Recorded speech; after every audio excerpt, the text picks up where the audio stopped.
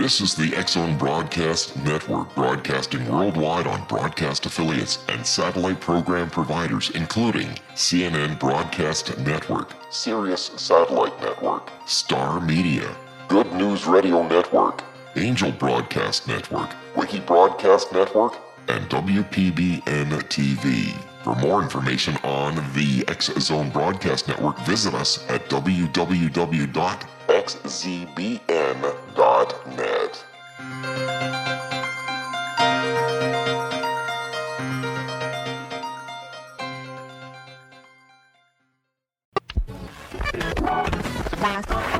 All Hit Radio.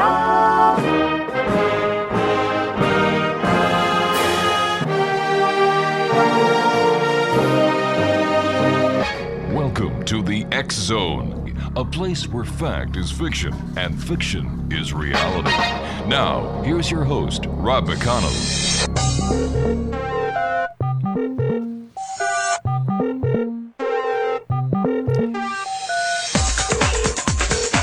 Welcome back, everyone. This is the X-Zone. My name is Rob McConnell, and we're coming to you from our broadcast center in Hamilton, Ontario, Canada, and around the world on the X-Zone Broadcast Network and our fine family of broadcast affiliates, as well as our satellite distribution providers.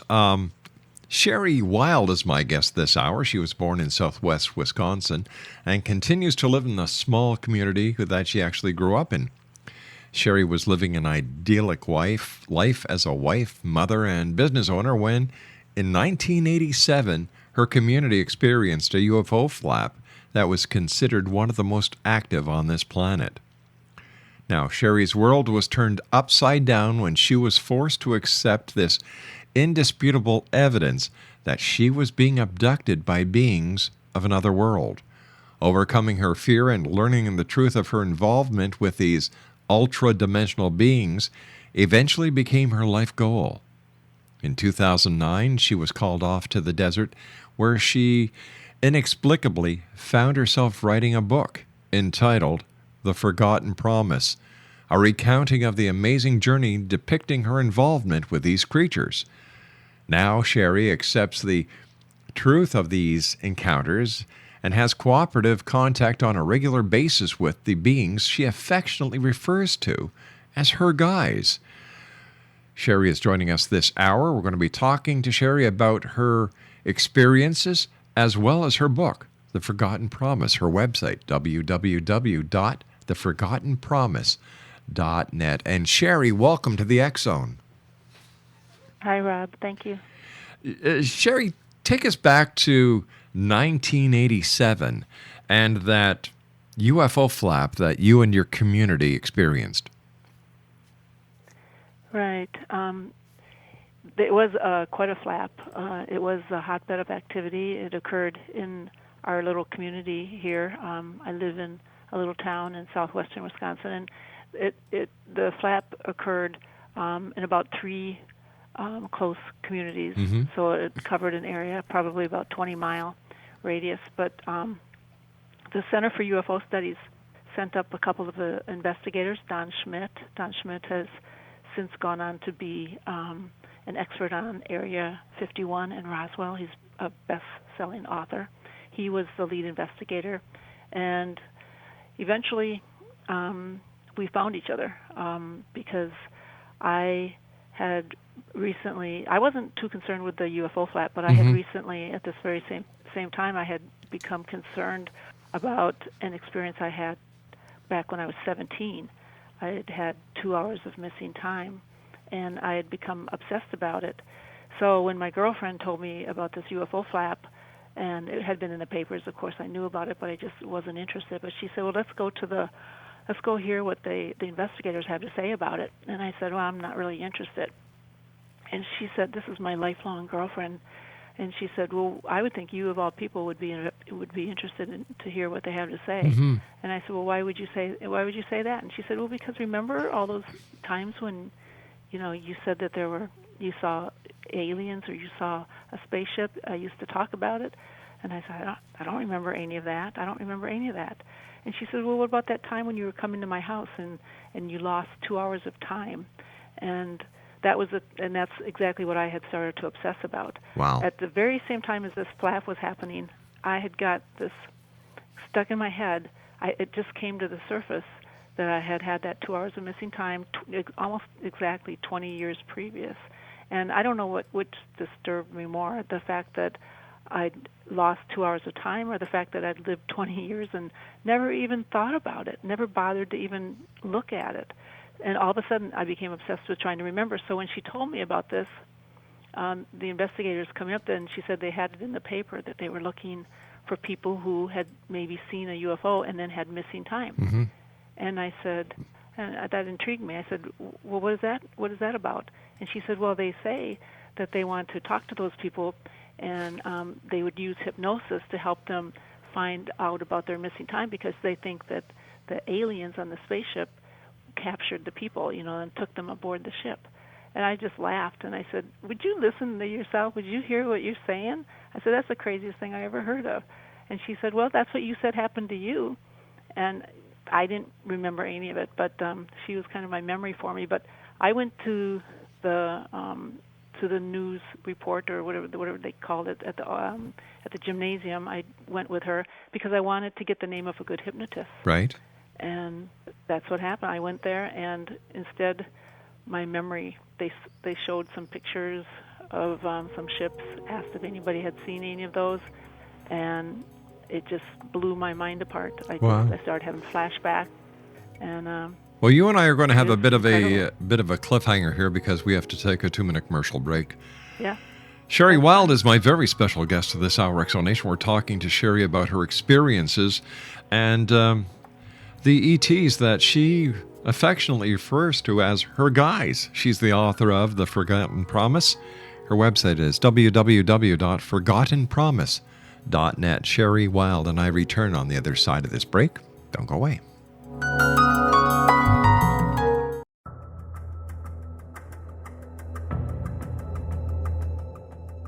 Modern Esoteric, Beyond Our Senses by Brad Olson, consummates the lifeology story about where humanity originates.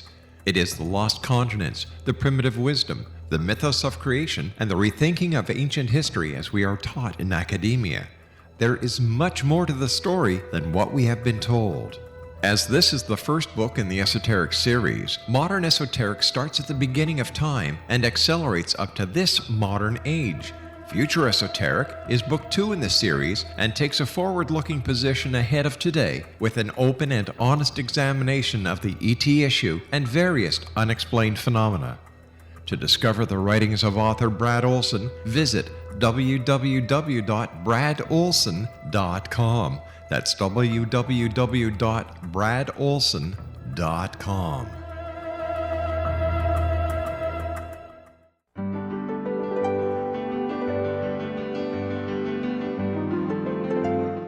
Named one of the world's greatest psychics, Elizabeth Joyce is now giving readings worldwide via Skype.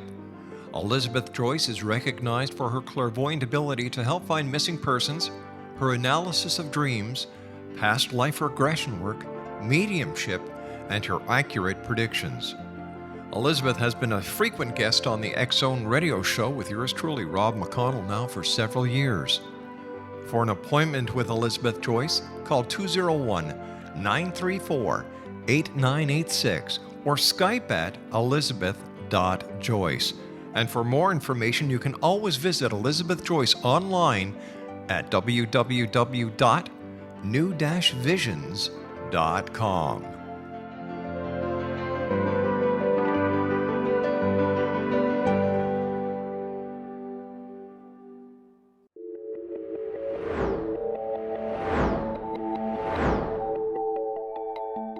Do you have a dis-ease that you would like to alleviate through a natural means? Have you been contacted by angels, ghosts, or even extraterrestrials and want to validate these experiences? Or would you simply like to speak with someone who can help you find your life's purpose? I'm Dr. Joseph Mara, and I'm offering my services free of charge for first-time clients contacting me during the month of April.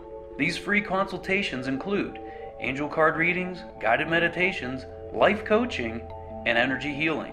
If you have always wanted to explore these types of experiences but were skeptical or simply could not afford them, then take advantage of this free special offer. Contact me through my website, aguidinglight, spelled LITE.com, to schedule your consultation today. Until then, I offer you love, light, and laughter.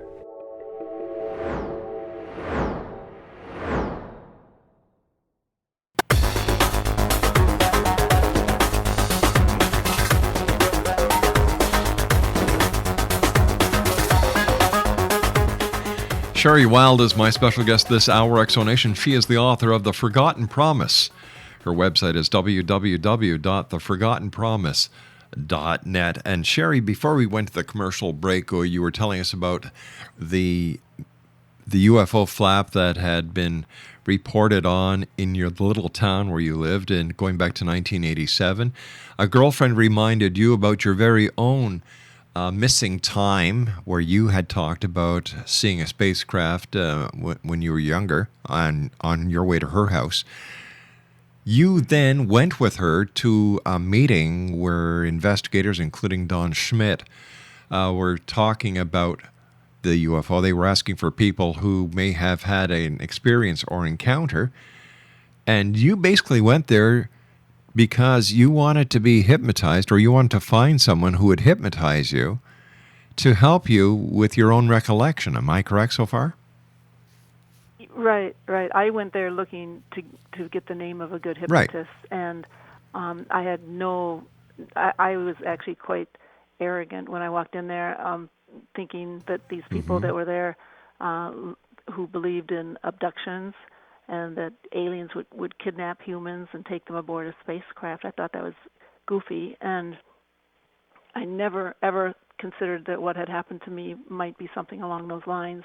So I was just looking for the name of a good hypnotist. It was before computers. It was before you could Google and go online and find things like that. So I just thought that these people might have the name of a reputable hypnotist. But what happened is they showed pictures of some spacecraft that had been sighted in the area and asked if anybody there had seen any of these, and it created an explosion in my head. And I remembered that I had a sighting just 2 nights previous to this meeting, and it just created a lot of conflict in me. So long story short, I did talk to Don Schmidt, and I told him that I'd seen the craft, but I didn't really want to talk about it very much. And but I wanted to get straight to the point that I wanted to get the name of a hypnotist, and he asked me why, and I just kind of glazed over and said, well, I just had this thing happen a long time ago, and I tried not to tell him very much, and I didn't think it was any of his business. But he wanted to know why, and I wanted the name of the hypnotist, so I shared with him, and he stayed in touch with me, and he convinced me to allow the Center for UFO Studies to be the ones to regress me. You know, based on what I had experienced when I was 17, the story that I told him, he kind of, it had all the trademarks, all the signs of being an encounter, and he was hoping that was not the case, but he did not want me going in blindly and being hypnotized by someone and not having any backup support to handle in case that is what they found. So that's how I ended up opening up my memories to what turned out to be a lifetime of this involvement. It started when I was a very small child.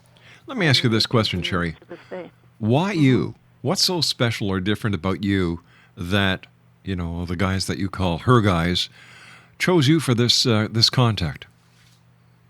Yeah, that's the number one question I get asked, and my answer is always the same: is that they didn't choose me. As I've peeled away the layers to my memories, I eventually came to understand that I chose them. That this is what I'm doing here, along with millions of others of us have come here as volunteers, I would call it. Dolores Cannon probably penned that. I considered myself a participant in a program, but Dolores calls us volunteers, and that's as good a word as anything. So I have come to remember, little by little, my memories are opening up, and I just remember things, and I remember who I was before I came here. I remember volunteering. I remember offering to come to be of service. And so I chose them. And before I came here, I made sure that I made them promise that they would not leave me, alone for too long. I didn't want to lose my connection. I didn't want to get lost behind the veil of forgetfulness, because that's what can happen. All right, let me ask you a question here. You say that you chose to come here. So are you a human being, or are you an alien? Are you a hybrid? What are you? Well, I'm a human. All of us are humans, and we've all of us on the planet have history of having been in other incarnations, other lifetimes on other planets and other places. For me, this is my first time here in human form, but that's true of a lot of different people who are on the planet, especially now at this time during this great time of awakening for the planet and for humanity. So many of us came as volunteers. It had to be done because humanity, planet Earth, the people on planet Earth have been stuck in this cycle of reincarnation, death and birth and death and rebirth for a long time. And planet Earth herself had held back her own evolution in order to wait for her children to awaken, and it just wasn't happening. The planet basically was enslaved, and so we had to put this plan into effect to try to bring about this awakening. So the awakening, is it spiritual? Is it of extraterrestrial origin? You bring in a metaphysical side that you tie in very nicely with the extraterrestrials, and you talked about reincarnation and past life regression. I have been to a number of very well-known regressionists, and not one of them can regress me to a different life. How come? Oh, really? Interesting. Really? I know that, I think that's interesting. I mean, maybe you came here direct from source. I can't answer. I know that if you try to regress me, I can't recall anything other than just being an etheric being. I'm not sure what dimension I was in, fifth or sixth dimension, but I wasn't in form.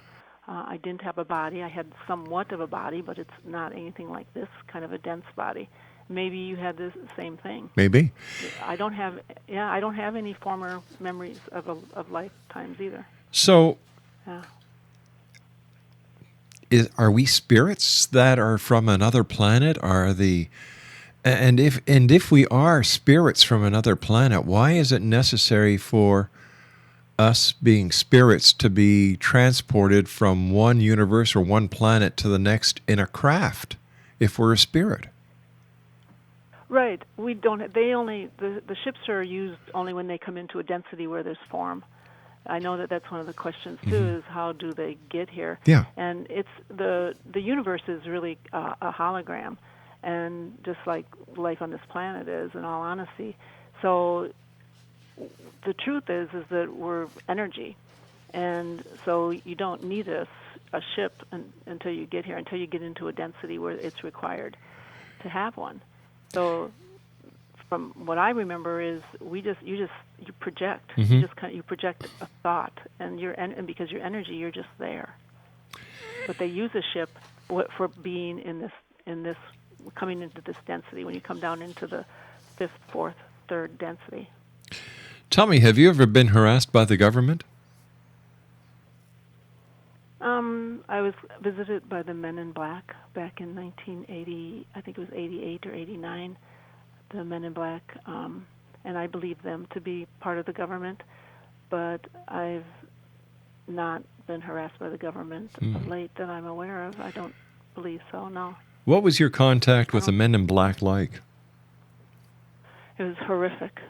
It was absolutely horrible.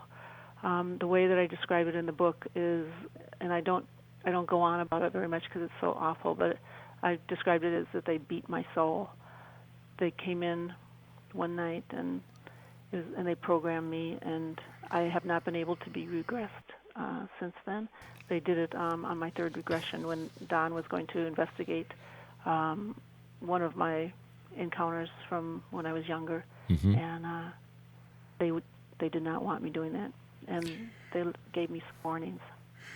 The majority of medical professionals and scientists put no credence into past life regression or regressive hypnosis. How do you deal with that skepticism? I think everyone's entitled to their own opinion, and I don't try to convince anybody of my story or of my experiences. I'm not interested in trying to do that, because there's no way that I can.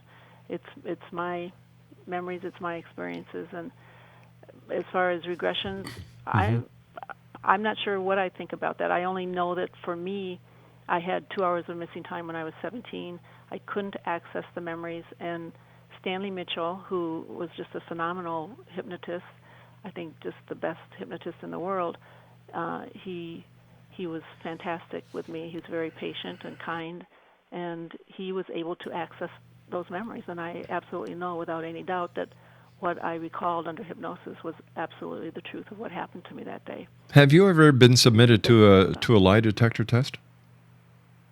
I'd like to take one. I haven't. No way. No, I have not. If these guys are visiting Earth, why don't they just show themselves, get the skepticism over, put their cards on the table, let us know what they want, end the mystery? Well, I know that's another question that gets asked a lot, and they don't really care about showing themselves. That's not what it's about. What it's about, these beings are very spiritual. You talk about me segueing nicely from the abduction experience into the spiritual side of it.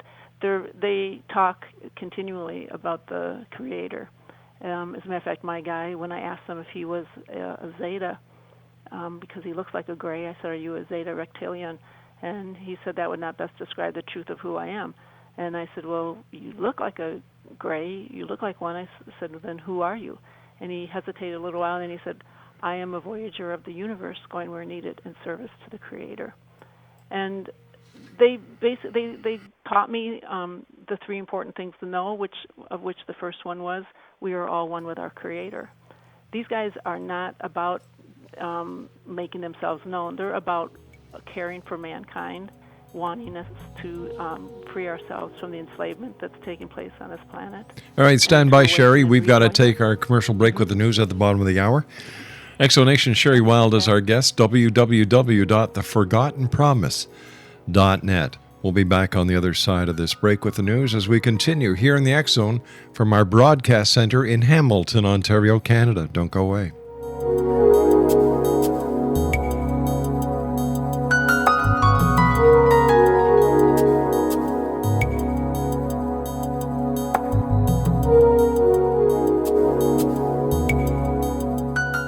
Are you considering calling a psychic to read your situation? Then consider David Champion, a psychic medium for more than 20 years with thousands of readings under his belt. David Champion will make you feel comfortable. He has proven to be honest and accurate. He's a straight shooter. There's no guesswork. What he sees is what you get. While he is a medium, most of the calls focus on relationships, not only love, but work, school, neighbors, and more. Need help with finding a job and preparing for the interview? Are you dealing with people who are obstacles in your path? For more information, go to davidchampion.com, $1.50 per minute paid by credit card with a minimum of 30 minutes. For your reading with David Champion, call 1-877-702-8598. That's 1-877-702-8598.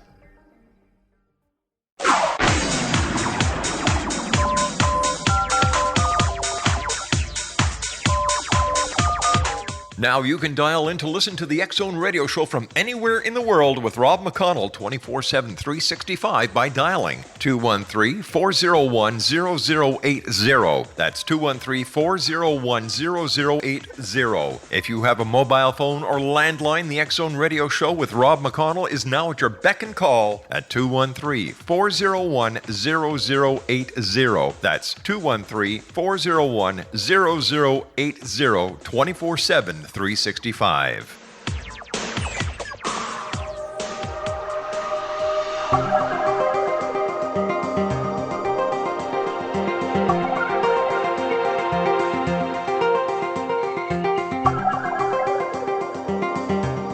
Exonation, Sherry Wilde is our guest this hour. She's the author of The Forgotten Promise. Her website is www.theforgottenpromise.net. So, Sherry, let me ask you, what do the guys want? Why are they here? They want us to awaken. They want us to rejoin the rest of the universe. Planet Earth was held back a long, long time ago, and has been quarantined for a very long time. Kind of the species, the planet, there were some setbacks, some things that happened, and the humans who resided on the planet, they didn't devolve, but they did fall into a state of separation, into a state of fear, and so they didn't evolve with the rest of the universe, with the rest of the solar system. And so it's time for planet Earth to catch up with the rest of the universe. And God himself, the Creator himself, has decreed that it's time for his children to awaken. We've been in a state of separation here, in a state of fear, and like attracts like. Vibrationally throughout the universe, energy is what the universe is. And so when the planet fell into fear, that's a low form of vibration, and it attracted low vibrational beings to it who feed off of that fear. So the planet's been enslaved. This is not the way we were intended to live, the way we're living on this planet. So they just want to see us come back into the light. Once again, why don't they just show themselves? Let their mission be known. You know, they're putting a lot of people. They're putting a lot of people into very uncomfortable situations. You know, people don't believe. Well, they don't care. That's not, and we don't need to be saved. Humans don't need to be saved, and that's not what this is about. What it is it's about the progress of the soul, about the soul having the experience of separation and then awakening and coming back into unity consciousness. And no one can come in and tell you about that. It's something that you have to experience on your own and discover on your own. It's not for them to come here and save us. You know, Why? we tried to come and talk about it and teach, and instead what happens is humans put them on a pedestal and worship them and made them into gods, and that's not going to work. Humans have to do it for themselves. That's the kind of the game. You have to do it for yourself. You call it a game. So they're assisting. You call it a game. Is it a game? Are they playing with us? Are we their toys? Are we their amusement? Oh, no. Earth, planet Earth, all of life is a game. I mean, we're all an aspect of the Creator. All life is of the one Creator, of one source. But so when you come out into form, into a density like is on planet Earth, a third-dimensional planet, you're actually playing a game. We take it very seriously, but it is sort of. I mean, it's the Creator playing in His creation, is what it is. On this planet, it got a little bit dark because we fell so far into fear, and so that's why we needed to have this plan where they called on volunteers to come onto the planet to help to raise the vibration, to help to remember and awaken the people on the planet so they could return back to source and get back onto track. They've been stuck, not evolving, and that's was never the intention. How often do you have contact with these extraterrestrials or these beings, or as you call them, the guys? The guys, right now they're coming on a fairly regular basis. They were, the longest that I know that I've lost contact with them was for about 10 or 11 years, but I'm not even sure, but I didn't have any conscious contact during that time. I had almost continual contact when I was in my teens, and, from the time I was very little, I would go maybe a year to 3 years, but I had a lot of contact when I was in my teens, early 20s, 30s. They would disappear for 3 or 4 years, maybe, at most. But they left from about the time I was 40 until I was 50. They were gone right in through there for 10 years, or so it seems. But right now they're around because they're working because of the ascension, because of the awakening. How do they present themselves to you? How do you know that they're here? Do they just pop up and say, "We're here"? Well, in 2000 and when was it? 2009 or 10. When after they'd been gone for a long time, they did literally just show up one night in my bedroom, and I had to have been in an altered state because I was pretty calm about it when I woke up, and he was right there, and I just looked at him and said, "What are you doing back here?" And and he said, "Well, we told you that the Earth would be going through changes, and those changes have started now, and there's work to be done." And I said, "Oh, okay." So it was part of my job. It was having to do with the abductions. I don't like that word, but the encounters that I had back in 1987, 88, 89, and through there.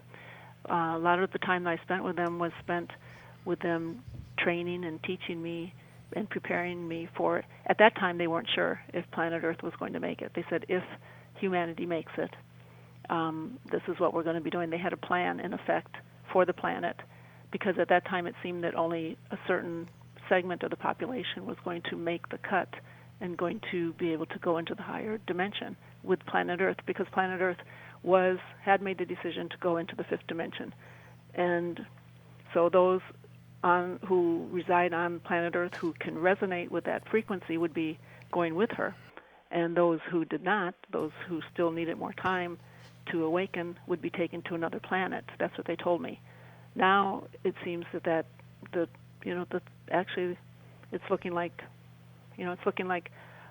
most everyone is going to make it and go with the planet into the higher dimension, and that's a good thing.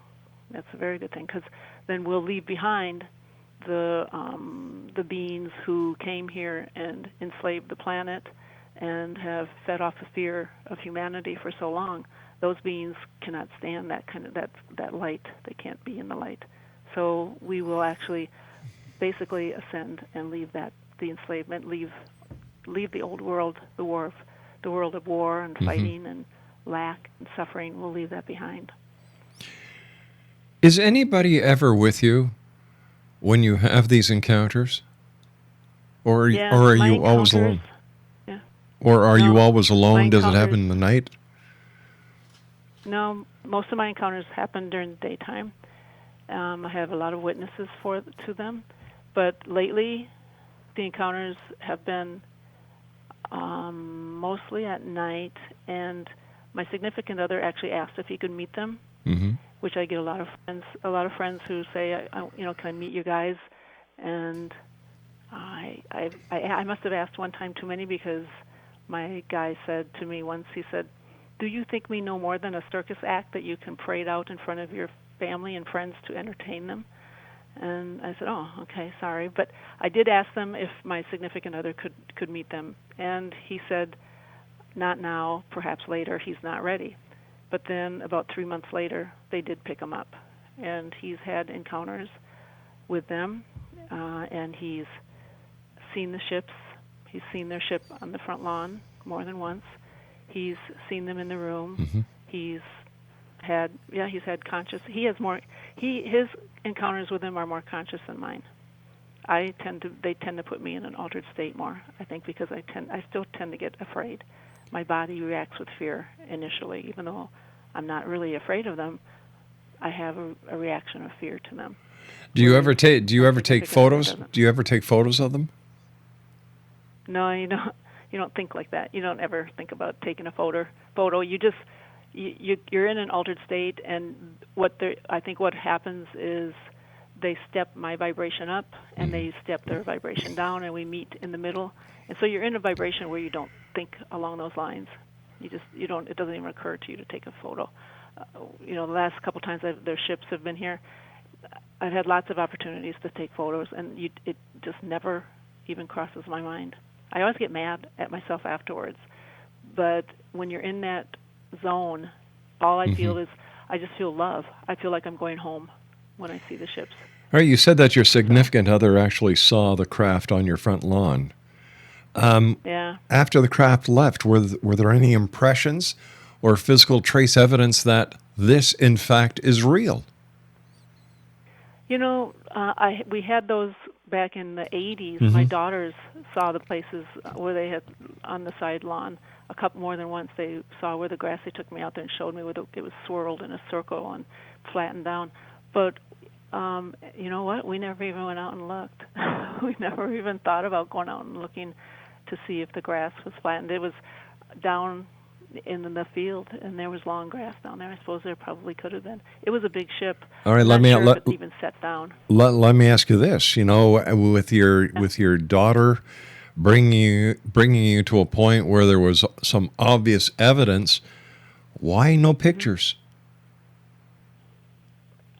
Back in the 80s, I guess I don't know. The only time I remember taking pictures were I took a picture of a craft. They woke me up early one morning and said, "If you want to see us one last time before we go, come out, hurry up and go outside." So I ran out the front door, and I stood at. It was just right before the sun was coming up, and I watched. There was a ship right over my neighbor's house, and as I watched the ship, it started to dissolve. And I was fascinated by it. And I was like, "Wow, look at it! It's turning like into a cloud." It was like the sky had no clouds in it. There was just this gunmetal blue sky, and then this deep gray craft that didn't have any windows in it. And as I watched it dissolve, I thought, "That is so cool. It's not going to be here pretty soon." And then for some reason that triggered me to think, "Oh, I should try to save a picture of it before it totally disappears." So I did run into the house all the way back, grab my cell phone, and come back out, and I took a picture of that. And it looks like a shape of a ship, but it's definitely fuzzy around the edges. I think it looks more like a cloud than a UFO. But I took pictures once of some bruises and that sort of thing, and gave them to the investigators. But I didn't think about it. You you're programmed not to do that, I think. Tell me, have they taken you in their spacecraft and zipped you around the galaxy or through the solar system? When I was 7 or 8 years old, I think about 8, they took me up and they showed me the planet. They did a lot of children. They showed me the planet being destroyed. That was the timeline that we were on at that time. That was them trying to remind me of why I was here without telling me exactly why I was here. The timeline that we were on back in, that would have been about 1958, 59, planet Earth was going to be destroyed as it had been destroyed in the past. That was the path that humanity was on at that time. So the vibration of the planet has increased since then. With the harmonic convergence in 1987, things changed, and humanity's vibration has increased enough to where we can resonate with the planet as she moves into the fifth dimension. But back in the late 50s, a lot of fear on the planet, and it looked like humanity was going to have to be we were all out of chances. This was a last-ditch effort to bring in the volunteers because there were no other chances. Planet Earth had said she was going to move into the fifth dimension. She wasn't waiting for her children anymore. We had detonated the bomb in 1945, and that was it. There were no more chances left. Humanity was either going to make it or they were not going to. That's why the hybrid program was so active at that time. We were working to save humanity, the Earth humans' DNA, because we didn't think any were going to survive. So, it's a wonderful story. If true, how can you prove it to me and to the listeners around the world that what you're telling us is in fact true and not just a made-up story? Well, if you read my book, one of the first sentences in my book is that I don't have any proof.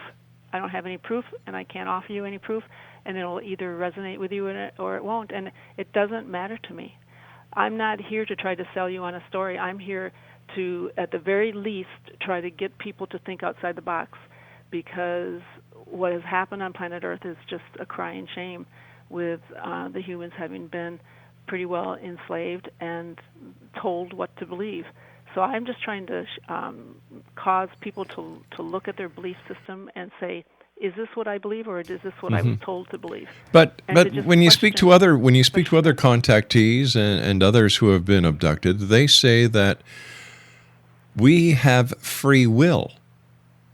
We are here with free will. So if we have free will, how can they destroy a planet that they gave us permission to do with whatever we wanted to do because of free will? It's true that when we were originally created, when Earth humans were originally created on this third-dimensional planet, they were gifted with free will in order to learn to be co-creators with their creator. But the free will was hijacked, Rob. Humans' free will on this planet was hijacked by their fear-based egos. And the fear that they fell into was perpetrated and was actually fed by the powers that be that took over this planet. And those powers that be feed on that fear. And so humans have been manipulated and controlled. They've been, they're being dumbed down and kept in the dark and told lies, so that these beings, these powers that could be, that are in control, can feed off of their fear. So their free will is long gone. So All right. what I teach is that you surrender your will and you realign your will with the Creator's. All right, stand by. We've got to take our final break. X-Zone Nation Sherry Wilde is our guest. She's the author of The Forgotten Promise, www.theforgottenpromise.net. And we'll be back on the other side of this commercial break as we wrap up this hour here in the X-Zone from our broadcast center in Hamilton, Ontario, Canada. Don't go away.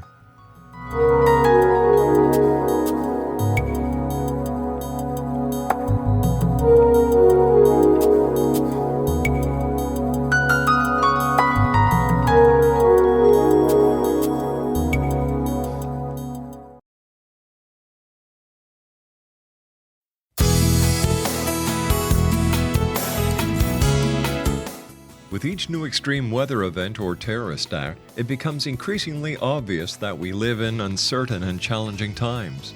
We all buy car insurance. Why not collapse and catastrophe insurance? Matthew Stein, an MIT-trained engineer and green builder, has written 2 outstanding books to help people prepare, plan for, and deal with everything from minor situations lasting a few days to full-on collapse. Matt's first book, When Technology Fails, is a manual for self-reliance, sustainable living, and surviving the long emergency. This massive book covers the gamut from first aid and emergency preparedness to alternative healing, renewable energy, primitive living skills, and 18th century technologies that could be critical to your comfort and survival in a long-lasting crisis.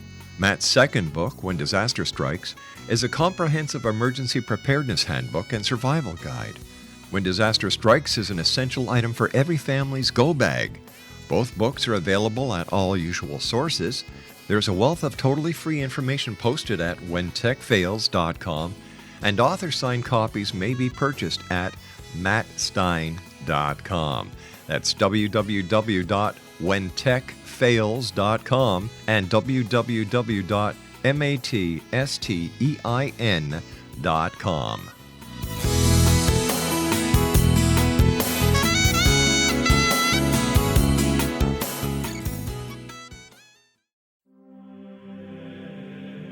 Rob McConnell here, presenting an overview for Nicholas Paul Jennings, author of a fascinating book, Amen. It presents facts revealed by Egyptologists, facts that enable us to understand why Amen is the beginning of creation of God. It provides recommendations for religious leaders of the major religions to unify their beliefs and teach the Word of God. Love one another. Amen informs people how mankind conceived God. It was the Egyptians that developed the concepts of a soul, a hereafter, and Son of God. And finally, after the worship of many gods, they conceived the belief in one universal God, the maker of all there is. For more information, visit www.futureofgodamen.com. That's www.futureofgodamen.com.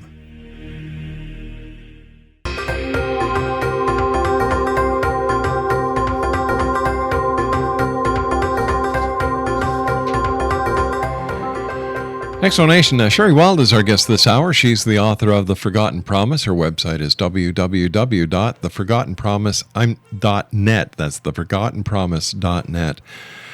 Sherry, first of all, I want to thank you so much for joining us. It's been a pleasure talking to you. And Sherry, I want to be a believer. I really do.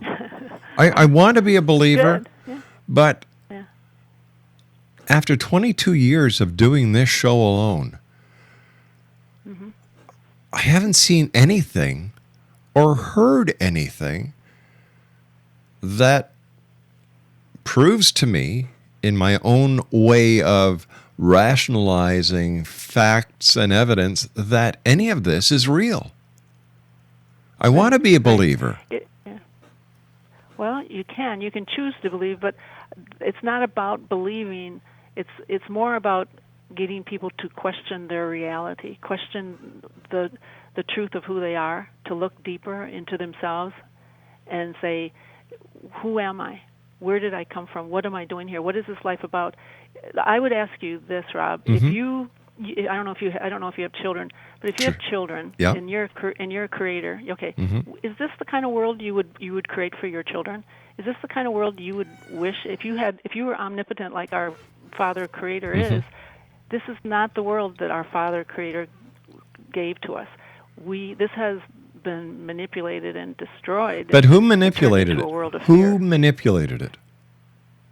The beings that were attracted to the darkness that came onto the planet when humanity fell into fear. All right. If that is the case,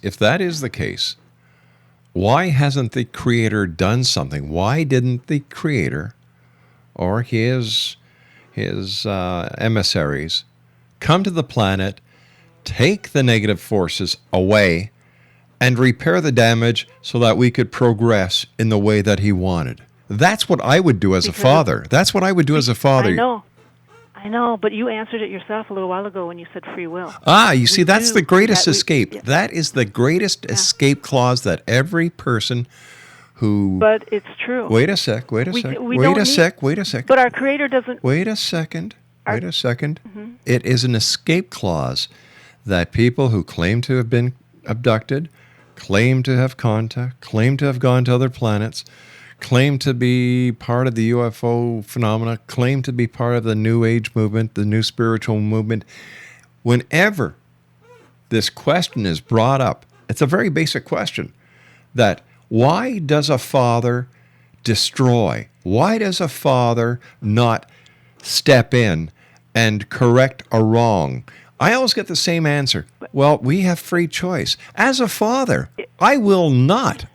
And if you show me a father who does not help his children, who does not step in front of them in the light of danger, who does not do everything in his power to protect his children, that's not a father. That's an enemy. That's an abuser. Yeah, but I can answer it if you want me to answer. You've got 15 seconds. Okay, well, in our Father's eyes, we have not done anything wrong, and there is no danger to us. The truth is that we're not in danger. We're eternal beings. We are as we were created, and this is an illusion. This is a holographic universe. And so the truth of it is our Father knows that in truth we are not in danger. We are just having an experience, and we are asleep, and we will awaken, and we will be just fine. Well, thank you very much, Sherry. Great talking to you. I don't agree with you. I really don't. All these encounters, no proof. The opportunity to take a picture of where a spacecraft landed, allegedly, no proof. Once again, a great story. I love her story. It should be a screenplay. But do I believe it really happened? I don't know. There's no proof. I want to see proof. I want to believe. I'll be back on the other side of this commercial break with the news. Don't go away.